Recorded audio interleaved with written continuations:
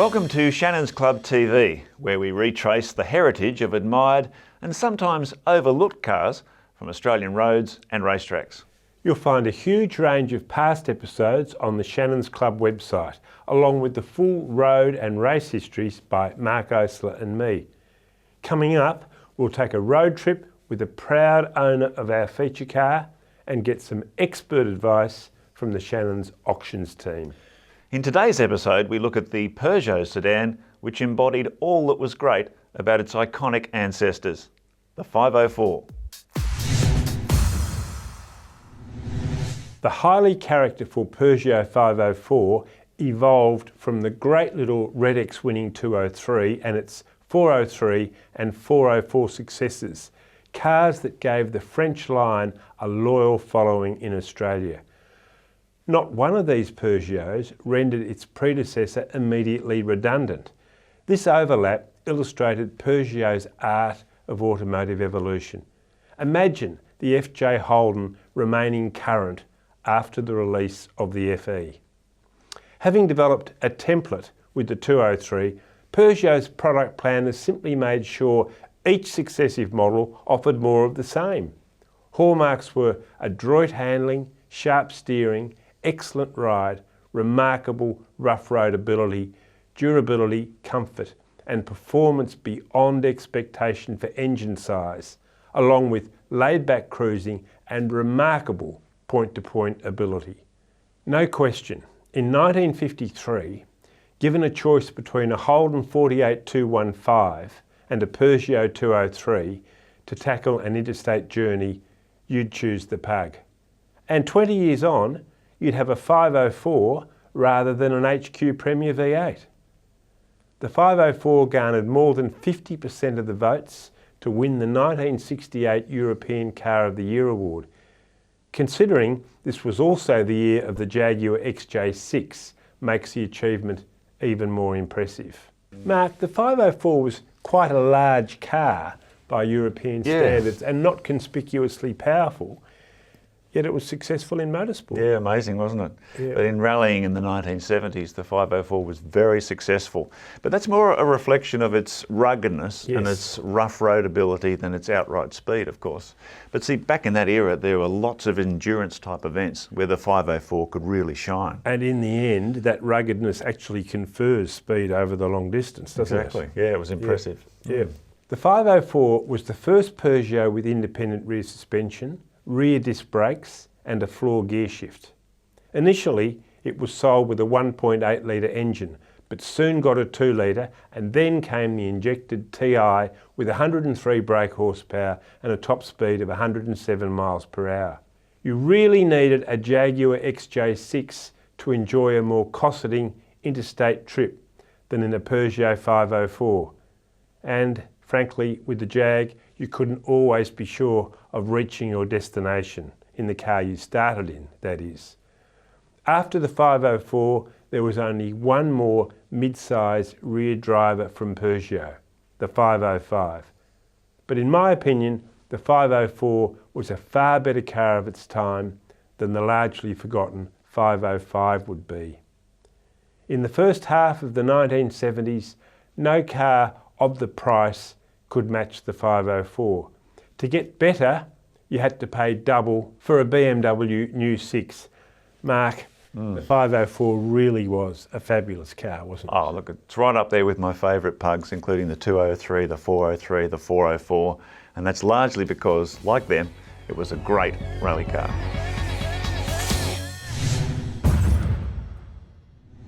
After East African safari rally dominance by Peugeot's 404 in the 1960s, the 504 proved to be a worthy replacement, making its safari debut in 1969 and building its own legendary rally status in Africa. 3 outright victories in the Ivory Coast's incredibly tough Bandama rally preceded the 504's first safari victory in 1975. Numerous other victories followed. The 504 was a brilliant rally car, or to be more specific, long-distance rally car. I make that distinction because the mildly powered French sedan was not well suited to shorter and faster rallies. It was only in endurance events where its reliability and tank-tough strength could really shine. John, it's interesting reflecting on Peugeot now. I mean, how could a brand with such a hard-won and enviable reputation for ruggedness just lose that over time? It's incredible. Well, I think the operative adverb would be slowly. But you could actually see the rot beginning to set in when they went from rear-wheel drive to the front-wheel drive. The 405 wasn't so bad, perhaps, but you know, I can remember I did actually write some advertising copy for the John Bevan's agency, which had the Peugeot account at the time, and he wrote some very good copy himself about but only one of the overriding theme was only a Peugeot is a Peugeot, or only a Peugeot drives like a Peugeot. But it did have a unique quality, totally epitomised by that succession of cars, 203, 403, 404, 504, and to a lesser extent 505, all built pretty much to a formula with all those qualities we've talked about of toughness and rear-wheel drive. Then they made the switch, and progressively, slowly and then progressively, Peugeot became just another mainstream car maker of ordinary front-wheel drive cars. And frankly, I have to say, I can't see any compelling brand values to buy a Peugeot this century. It's just staggering. It's very disappointing. It's upsetting. It is, and to lose that when you compare it with someone like Toyota, who worked very, very hard through the 50s and 60s and 70s to build that reputation for reliability. They've never lost it. That's right. But the French let it go. They did. They incredible. had so much and they let it go. Unbelievable. Yes. In Australia, National Rally champion Bob Watson's association with the 504 commenced in 1972 when he won the notoriously tough BP Rally. 5 years later, Watson was part of an all-Aussie driver lineup for a factory-backed three-car attack on the 1977 London to Sydney Rally, fittingly held a decade after the first. And it was a much tougher and longer version, covering 30,000 kilometres across 3 continents in 30 days. When 2 of the 3 works cars struck trouble during the final Australian leg, Watson's 504, shared with Ross Dunkerton and Roger Bonham, was only 40 minutes behind the Mercedes of eventual winner Andrew Cowan and closing. However, time lost replacing a faulty gearbox cost the Aussies a potential victory. They finished 5th outright, one of only 12 crews to complete the entire course. Watson also drove a works-entered 504 in the 1979 Repco Round Australia trial, after Peugeot France cancelled a planned multi-car campaign. The locally prepared 504 was the only diesel-engined car in the event, and, as Watson described it, as slow as a wet week. Even so, the 504's inherent strengths again shone through, with the 2-man crew of Watson and co-driver Gary Harrowfield putting in a superhuman performance to finish 11th outright and 1st in class, one of only 13 crews from the original 167 starters to complete the entire car-destroying course. It was yet another glowing endorsement of the extraordinary qualities of the mighty 504.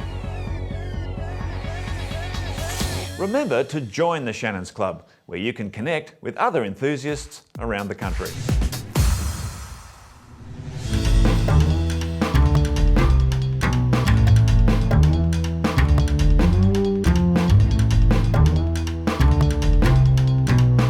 My name is Neil, and this is my late wife's 1977 Peugeot 504.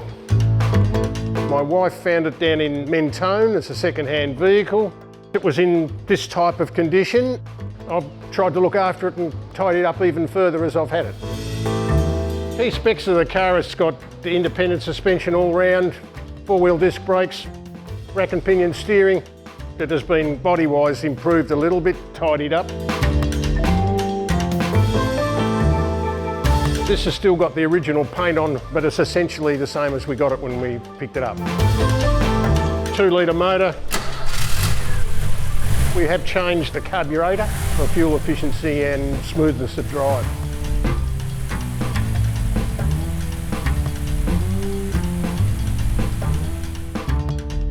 You can almost step into it at any time and go wherever you like. Peugeots were originally said to be engineered to be enjoyed, and the driving characteristics of these are particularly good. These things handle magnificently, and that's what I enjoy about the car. They've got a bit of passive rear wheel steer which helps them stick on the road and handle well. Just makes it so precise, and the independent suspension makes it very smooth. We took it last year down to Merimbula for a pageant, and it performed well even though the conditions were wet and raining. I've been a Shannons customer for over 30 years. I'm lucky to have the fleet of cars that I've got. My view is that you're only a custodian of them for a short period of time during their life. It has got some sentimental value. The fact that my wife drove it, I think. Practicality might dictate otherwise later on, maybe, but to retain it and keep looking after it until I'm probably not able to do that any longer.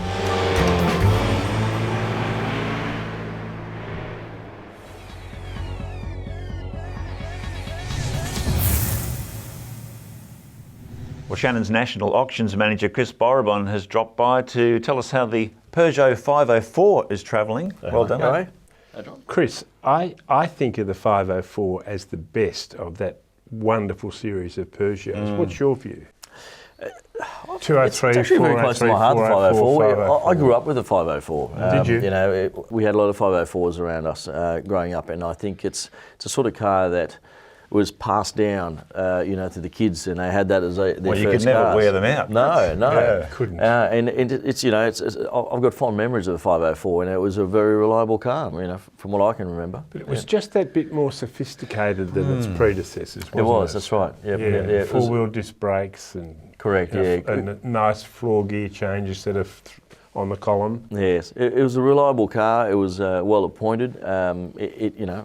You could sit 5 or 6 in it, depending on the seating configuration. It was a lovely car. I mean, mustn't forget that they made the station wagon version, That's of it, course, yep. and I think a seven-seater. Yep. Now, a seven-seat arrangement, that's way ahead of modern-day SUV seating Yes, arrangements. yeah. And they were a supercar. You know, the longer wheelbase, Yep, the 7 seats, of course, the 4-coil solid axle rear suspension. I mean, they were a lot of the stuff from the earlier models just kept going in because that was so proven and so rugged. Yes. Yeah. I mean, it had a fairly long life, the 504s. And, It did, long production life. They were quite popular here in Australia in their day. And it's interesting, we still see some on the road today. Yeah, probably a lot. I think the TI version would be particularly the sought injected. after, don't you? Yeah, Because the that last really of them, did yeah. have proper performance. When it came out, the 504 initially had a 1.8, and I thought about buying one of these cars. It really was quite gutless, but a beautiful, refined car. But then when it got the 2-litre, it was transformed, and then it got the fuel Fuel-injected Yes, 2-litre. that's right, Yeah, that was the real thing. Yeah, and of course the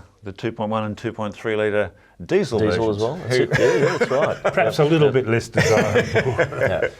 No, but look, I think they were a great car in their day. As we said, they were robust, Extremely practical robust, with the wagon. yeah. Interestingly, we don't see too many of those Yeah. wagons today, or the 7-seaters. So, No. it's probably trying to find one. If you can find one, find a good one that's rust-free and being well maintained. Peugeot Club would be one of the most fanatic of all that's the right, car yeah. clubs. Correct, That's where yeah. you'd go to find the cars, isn't it? That's it. Yeah, I was part of the Peugeot Club a number of years ago, and I think that's that's where a lot of your enthusiasts lie for the 504s. Yeah. Yeah. So the 504 must be highly desirable amongst that local French car scene, wouldn't it? I mean, It is. yeah, It's still lots got a soft spot in people's heart, I think. Yeah. And it's So we do still see them at French days and events. Yeah. Yeah, and spare parts backup. I mean, we've got a very enthusiastic French car scene. We've got a very enthusiastic Peugeot car club who I know, as you say, do a lot of trips in the cars. So I imagine the spare parts backup expertise in servicing. And I think over the years we've seen they also did a lot of reliability rallies with those cars. Yes, Yeah, still they do. Yeah. So they're well used. So in terms of desirability, would you be chasing I imagine a 2-litre fuel-injected model? Would that be the most desirable? Or? You'd have to say so. I think, the last of them, probably the better version, absolutely. Yeah. And locally assembled. I mean, they were assembled here by arch rival Renault, extraordinarily sold through Renault dealerships. But I imagine the local production quality was quite good, was it? I would say it's got to be, absolutely. So Because the cars have lasted, haven't they? That's right. So Yeah. if you can find one that's obviously survived well, been mechanically well maintained and looked after over the years, that's probably one to go for. They did come out with some pretty weird colours. A mate of mine had one called Avocado. And of course, you could get the Renault 12 in that too. It was a fairly awful shade. Doing his excuse. best to spoil a great car. Good excuse for smashed avocado. All right, Chris, thanks for joining us. No mate. problem, guys. And remember, you can get all the latest auction results on the Shannons Club website. For your own race image of the Peugeot 504, visit AutoPic's comprehensive motorsport archive. Interesting reflecting on the 504, isn't it? Because we talk about the evolution of the brand and the 203, the 403, 404 as they work through.